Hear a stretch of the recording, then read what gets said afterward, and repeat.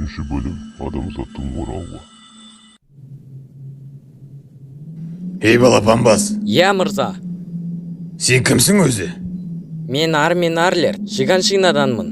Енді не қылайын, ақымақ? Сен осылай атанаң атады ма? Атымды атам қойған. Тыңда балақай, сен бұнда не істеуге келдің? Адамзатты қорғап жеңіс үшін келдім. Не деген батылдық, тіпті қорқып кеттім. Уыстырмен Титанға тәтті тіске басар боласың. Үшінші қатарға бұрыл. Ал сен кімсің, ақсүйек? Мен Томас Вагнер, Тростан келдім. Қаттырақ айт. Мен Томас Ол Вагнер. өз жұмысына шебер. Дұрыстап айтсаңшы. Тіпті сен де бұл кезеңнен өттің ғой. Ал сен мал қорадан келдің бе? Әрине мырза. Неге сілтей тұрсың? Иә, сіздің айтқаныңызбен толықтай келісемін. керек жоқ. Айқайлап қорқытатын не әдет екен өзі. Ол жай ғана адамдарды қаншалықты батыл болу керек екенін көрсетіп аяусыз болуға тәрбиелеп жатыр. Сен бұнда не істеуге келдің? Адамзаттың жеңісі үшін. Бірақ та кейбіреулеріне бір ауыз сөз де айтқан жоқ. Ал бұлар нағыз сұмдыққа қарсы тұруға еті үйренген жандар.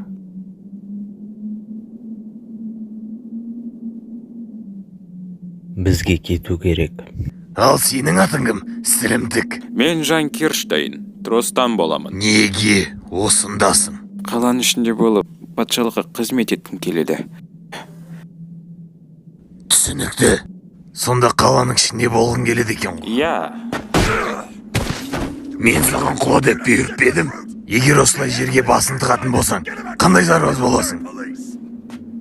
Ей сен, бадырақ, неге келдің? Мен Маркобот Роза қабырғасының оңтүстігінен келдім. Патшалыққа қызмет етіп, патшаның адал сарбазы болғым келеді. Бұның дұрыс екен.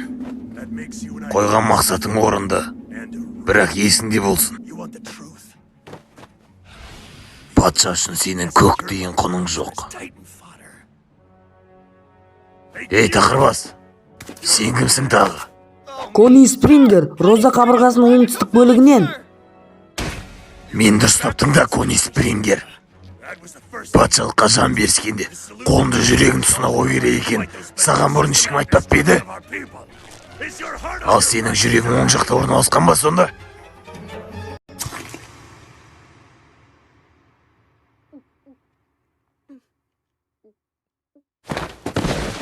Сен мұнда не істеп тұрсың?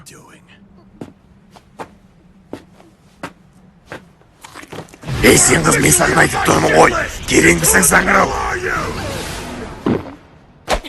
Мен Роза қақпасының оңтүстігінде даупердемін, Саша Браус. Саша Браус, оң қолыңмен нені жасырып тұрсың? Піскен картоп мырза. Ол қазанда қайнатылып пісірілген болатын. Пісірілген картоп дейді ғой. Неге? Неге қазір жеп тұрсың? Картоп жылы кезінде дәмдірек болады.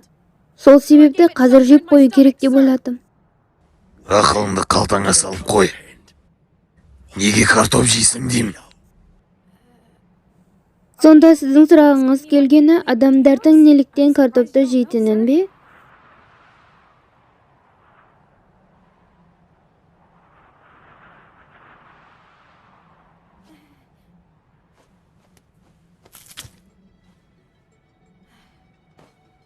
Қаласаңыз, жартысымен бөлісе аламын. Жартысын ба?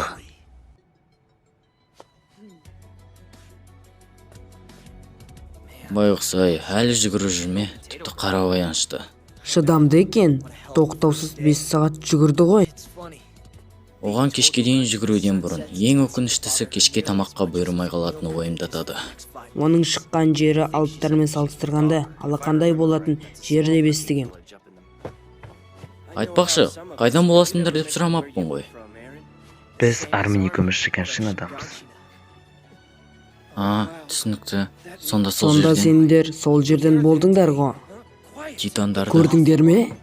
Айтыңдаршы. Иә, көрдік. Иә, мен оларды өз көзіммен көрдім. Шынымен ба? Шын болса ол үлкен ба? Біреуі қабырғаның бойындай болды. Немене? Ал мен қабырғадан аттап өтті деп Мен естідім. де естідім. Жоқ, сен айтқанда үлкен емес. Ол қандай болды? Оның терсіз жалаңаш денесі мен апандай үлкен аузы болды. Менің ауылымда да солай деген.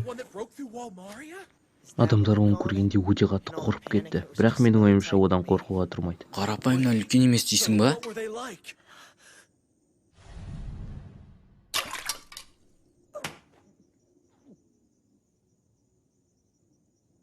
Ей, болды. Сұрақтарыңмен қинадыңдар ғой. Ол жай ғана бала емес па? Онда кешір. Қоя салшы. Шыны керек, титандарды өлтіру көңілді жұмыс емес пе? Егер де арнайы жасақ үшін жасалған арқан жіптерде тұруды үйреніп алсақ, олардың көзін жоятын боламыз. Сол кезде бізде жақсы жауынгер шығуы мүмкін. Бізге тек барынша тырысуымыз керек. Осыдан қарада тұр. Әлемдегі барлық титандардың көзін құртып жоятын боламын. Ақымақ-ау, есінен адасқан екенсің. Сен жаңа ғана барлау әскерінде боламын деп айттың ғой. Дәл солай. Ал сен патшаның шабарманы болып қиналмай өмір сүргің келетін сияқты ғой. Мен жай ғана шын қатыра қарайтын адаммын. Сенің титанды жойып батыраттың, елді құтқарам деген ойынан жақсы. Сен мен айтып тұрсың ба? Ой, сенің ашуына тиіп кеткен сияқтымын.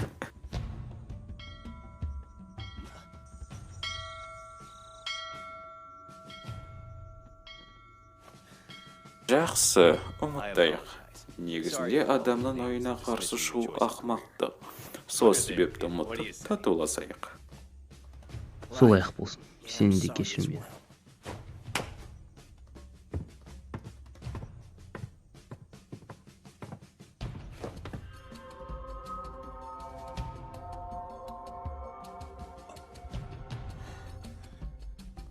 Ей, сен...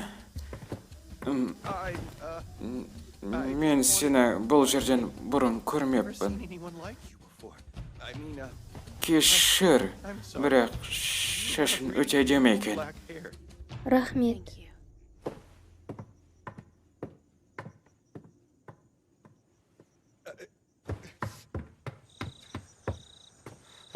Қайттан бастамашы. Сенің бірден ашуланып ұрысқаныңда қаламаймын. Мен туралы айта бергенше шашыңа қарасаңшы. Олар арқан бойында жаттыққанда кетерге болады ғой. Жақсы. Оларды қиып тастаймын.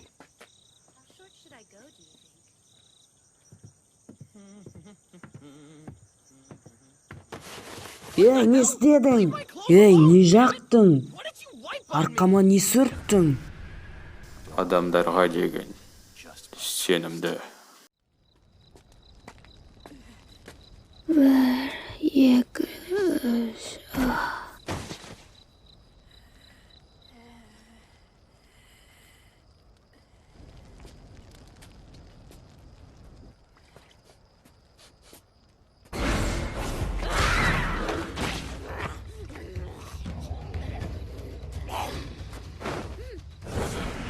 Бұл деген нан! Іштен қалғанын алып шыққан жек осы болды. Бірақ бірінші, сенің су ішкенің дұрыс еді. Сен менің құтқарушы періштемсің ба? Періштемсің ғой! Ей, екеулерің не істеп жатырсыңдар? Енді ол осы уақытқа дейін жүгірген соң бар болғаны көмектескім келді. Сонда түсінгенімше, оған мейірімділік танытқың келді ғой.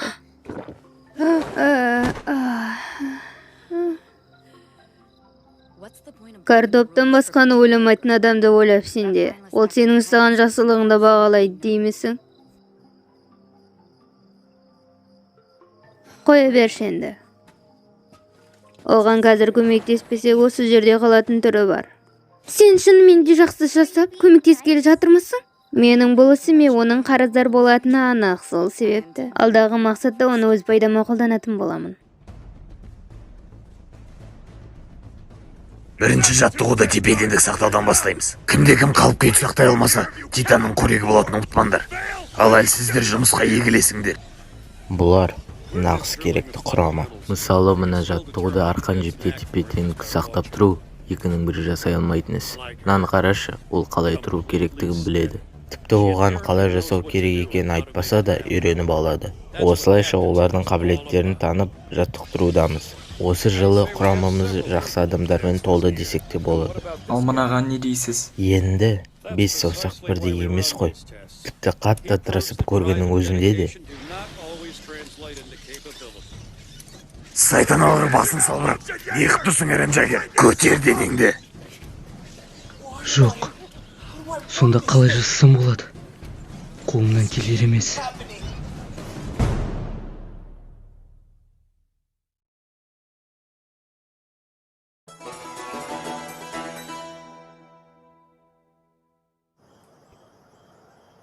Бастысы мына ережелерді есіңде сақта. Басқа еш нәрсе ойламай, ойыңды жинақта. Тепе-теңдікті сақтау үшін бар салмақ күшін беліңе түсіріп, ременде өзіңді бос ұстап тұра алсаң, құралды басқару оңай болады. Денеңді босыта үйреніп кетесің. Тіпті менің де қолымнан келді. Жақсы, түсінген сияқтымын. Армин, арқанды көтер.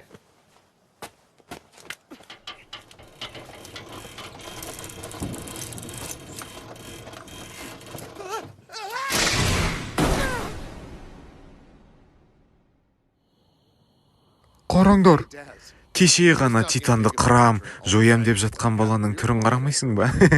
Ал ертең болса қора тазалауға жібереді. Пайдасыз балаларға тамақты да бермейді.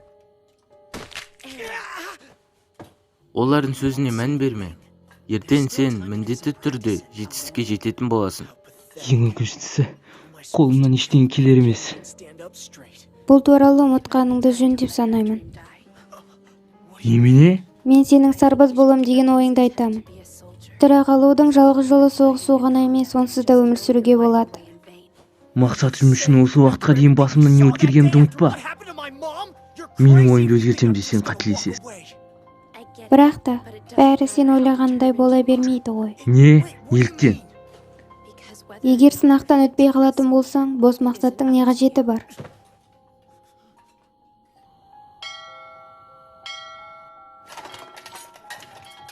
Қандай жағдай болмасын, бастысы сен жалғыз болмайсың. Тіпті фирмаға да. Уайымдама. Егер сынақтан құласаң да, сенімен бірге кетемін.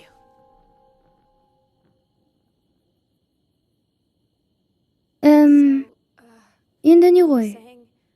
Мына тұрғанда алсам болады ма екен?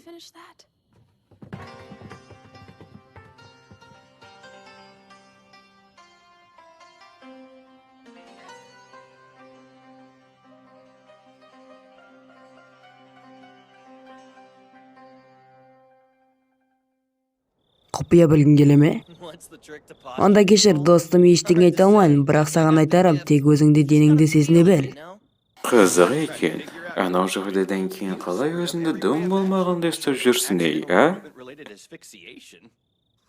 Сендерден адам қысып өтініп сұрап тұрмын ғой. Ей, айтпақшы, өзің айтқан жоқ па едің? Әлсіздер егістікке кетеді деп. Тұра тұр, сонда әлгі айтқан сөздерін сандырақ болғаны ма? Солай ғой. Өтінем. Сендерді екеуіңді жақсы сарбаз деп естідім. Мені үйретіңдерші, өтінем. Бертель, Райнер. Түсінемін, бірақ бұл жаттығуда аса қиындық жоқ деп ойлаймын. Және де бұл жайында ештеңе айта алмаймын. Түсінікті.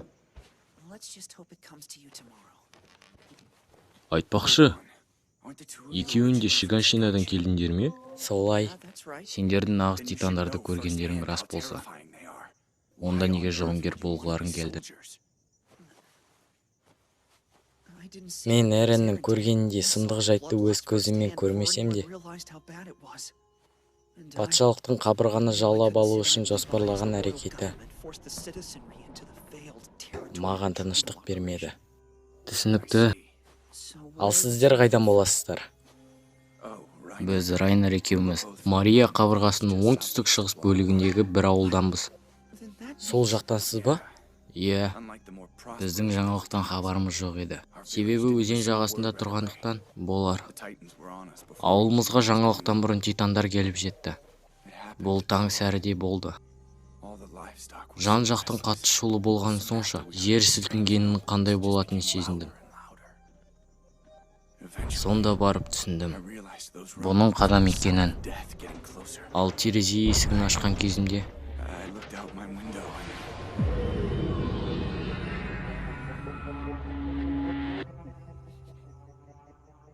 Осыдан кейін бәрі қас-қағымда болып, айналам астан кестен болды. Ей, өткенді айтып басын ауыртпа. Кешір, менімше сендерді салыстыратын болсам, оларға мүлдем ұқсамайтындай көрінесіңдер. Ешқандай Титаннан хабары жоқ адамдарды айтып жатырмын.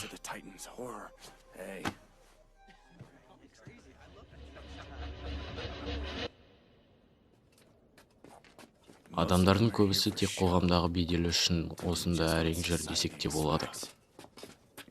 Олардың ойынша шаруашылықта жұмыс істеу қорқақтардың ісі деп санағандықтан, әскер қатарына қосылып жауынгер болып жүр. Дегенмен менің де олардан асып тұрғаны шамалы. Негізінде курсант атанып, қаланың ішкі қауіпсіз жағына ел сақшысы болып жүруді қаладым. Тіпті қойған мақсатым үшін бәрінен бас тартуға бармын. Сол үшін де жүрек жұтқан батыр болмай-ақ қояйын. Өз өміріңді сақтап қалу үшін жасалған әрекеттің жаманы болмайды. Ал мен кезінде тастап кеткен туған жеріме оралғым келеді. Не де болса да оралатын боламын. Ал сен ше? Неге сарбаз болғың келді? Менің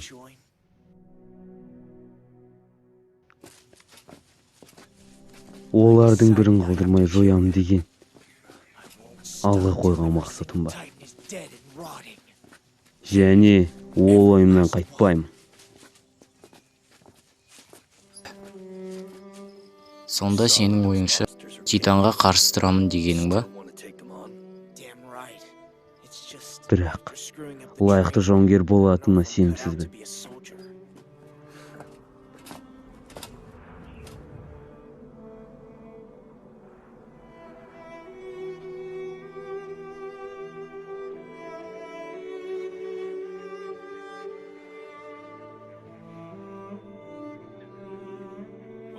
Жаттығуды белдікте тұрудан баста, сонда үйренесің.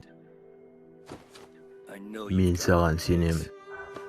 Эрен Джекер, солай ма? Аха, рахмет.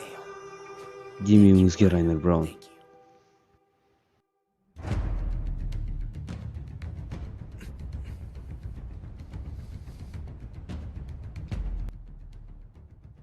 Эрен Джекер, дайынсың ба? Я, мырза. Бәрі жақсы. Менің қолымнан келеді. Бәлкім дарынсыз шығармын. Бірақ барымды салып тұрсудан жан салмаймын. Бастай бер.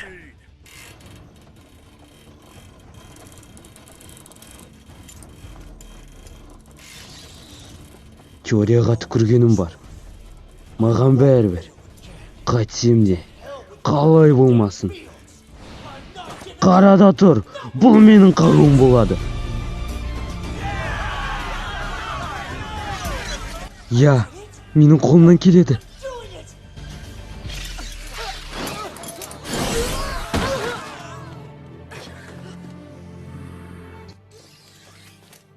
Жоқ. Мен құлаған жоқпын. Мен қайтадан тұрамын. Түсіріңдер.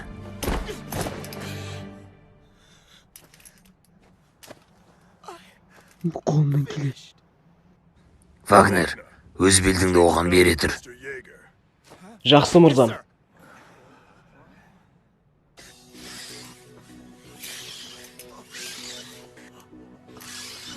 Сенің құралың ақау болғандықтан дұрыс жаттығуды жасай алмай, қалып күйді сақтай алмадың.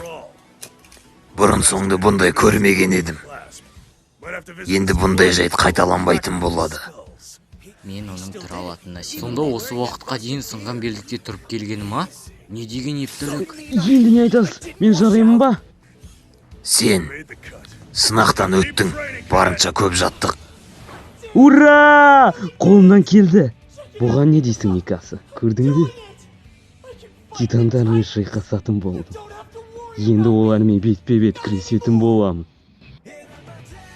Гриша, осыдан көр де тұр. Балаң нағыз жауынгер болады.